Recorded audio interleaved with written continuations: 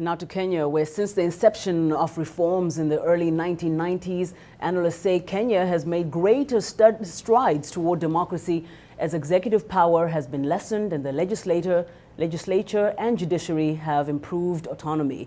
Despite these gains, observers say corruption and abuse of power continues. VOA's Paul Ndiho has that story.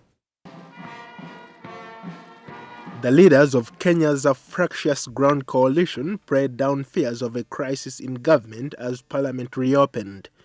Prime Minister Raila Odinga and President Mwai Kibaki have been in a tense coalition since 2008.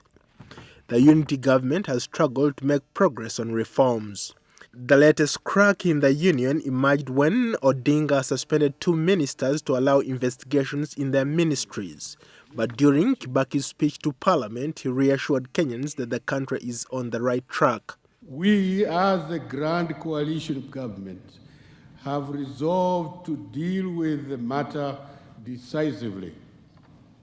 I am calling on the August House to work with the government in this endeavor.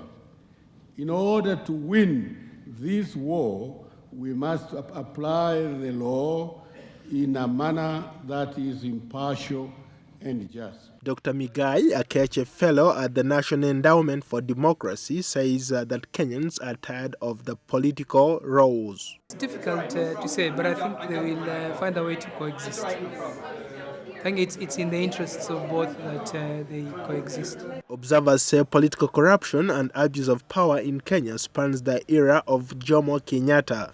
In 2009, Transparency International ranked Kenya among the world's most corrupt nations. Mr. Akecha says that there is a need to create mechanisms to enhance accountability of the 3 branches of government. In terms of how deep corruption runs in Kenya, I think it's a case of both. You have corruption at the top, but you also have corruption at the bottom. And often I think we focus too much on corruption at the top level.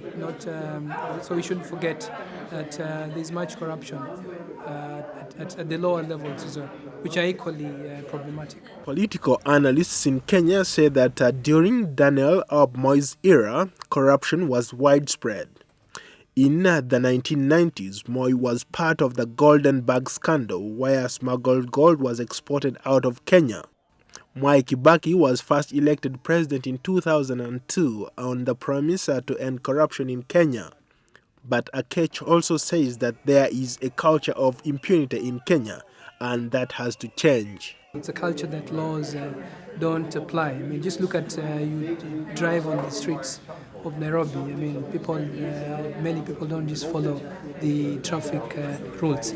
So I believe it has much to do with the mindset. I think the education system is important in that sense.